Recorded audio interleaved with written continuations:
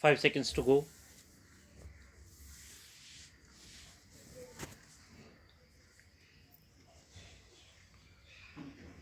Start.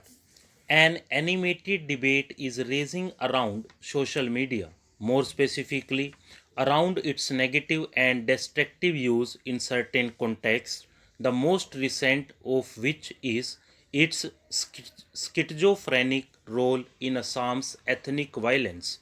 The narrative of the circulation of morphed images and messages of false forebodings resulting in the subsequent government clampdown is by now well known.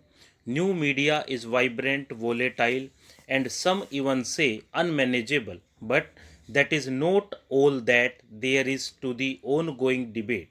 The clash of views has placed the very idea of information at the center of the problem.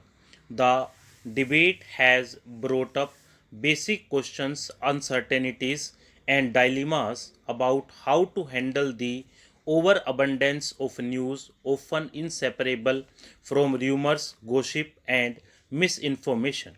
What is more significant is that the volume of both truth and lies seems poised to grow in future as social media also proliferates and expands. The key to understanding the fluidity of social media lies in understanding the quirky nature of the constant flow of information and its networks. People have always had an organic connection to all kinds of information, from the trivial to the serious. The insatiable human hunger for information existed even before the onset of the technological and cyber revolutions, before newspapers and the radio appeared on the scene. As a Bengali, I can think of addas thriving at street corners, bookshops, coffee houses, and tea stalls where no topic is tabooed and no censorship is applicable, as a precursor to modern flows of information, from politics to art and theatre, local to national, gossip to serious introspection. Addas could well pass off as one of the most effective and diverse information networks. The free flow of news and gossip is carried from person to person by word of mouth. In innocuous situations, that would be a fairly harmless thing, but as historians and anthropologists have shown, unauthorized mobile information can, through rumor and gossip, lead to violence, riots, and death.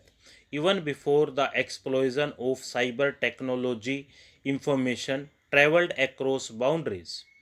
The difference was that news back then percolated mostly through the controlled sluice of the mainstream media, and that glimpse of the truth behind everyday affairs of state rarely came to the fore.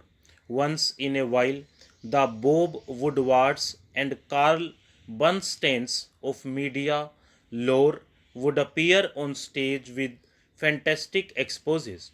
For much of the time, however, decisions, even when conflicted, were handed down in a sanitized form without revealing of the messy backroom transactions that had made them possible. Media historians have chronicled the history of the irrepressible curiosity among citizens to know and confront the unknown, to catch a glimpse of the invincible hand behind major political, economic, and military decisions. This is where curiosity, fear, and conspiracy cross paths when information moves without us knowing who is moving it. Such curiosity gives birth to conspiracy theories like those which have recently gained ground, going hand in hand with media proliferation. stop.